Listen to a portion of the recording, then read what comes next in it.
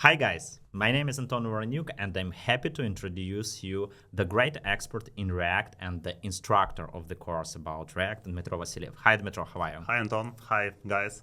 I am fine. Nice weather in Lisbon. Yeah, Yeah. guys, this is not just podcast or interview or additional section for this course.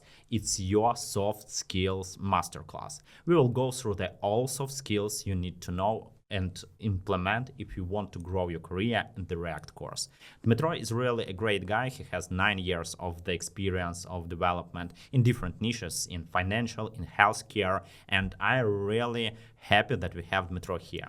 Dmitro, can you help me and tell a little bit more about yourself, about your career? Yep. Past 9 years I work as a senior front-end developer. Currently I'm working in a Belgium product. We are building digital platform. It's the biggest digital platform in Belgium.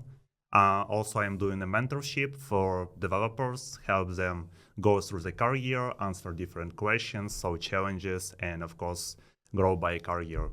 And I'm an author of React Crash Course on Udemy, where I teach students to become confident React developers, and we start from the bottom.